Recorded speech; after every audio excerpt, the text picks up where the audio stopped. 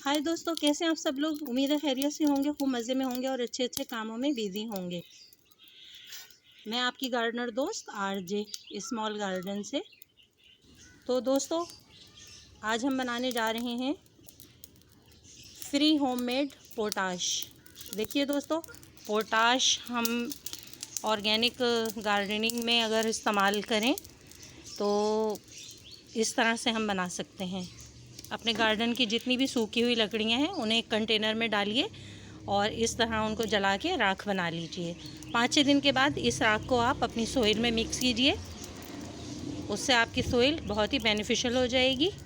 उसके अलावा दोस्तों, हमारे गुलाब के पौधे पे बारिश के बाद अजीब सा एक फंगस आता है और पेस्ट भी अटैक करते हैं। उसके अलावा जो हमारी वेजिटेबल्स होती हैं उनकी वाइन्स वगैरह पे, उनके पत्तों पे भी फंगस अटैक करता है और पेस्ट अटैक करते हैं।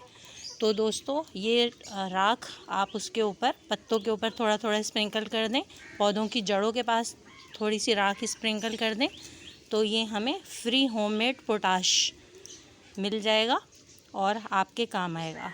तो दोस्तों, एक छोटी सी टिप थी जो है तो छोटी सी टिप्स, लेकिन बहुत पुराने ज़माने से गार्डनिंग में यही राख इस्तेमाल होती आ रही है। गार्डनिंग में, खेतों में इनको छिड़का जाता था ताकि कीड़े मकोड़े सब्जियों और फलों की बेलों पर और प्लांट्स पर नहीं आ सकें।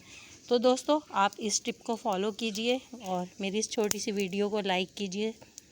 प्लीज़ मेरे चैनल को सब्सक्राइब कीजिए। इसके साथ ही दोस्तों, मुझे इजाज़त दीजिए। आपकी गार्डनर दोस्त आरजे स्मॉल गार्डन से। अल्लाह हाफिज़, बाय बाय।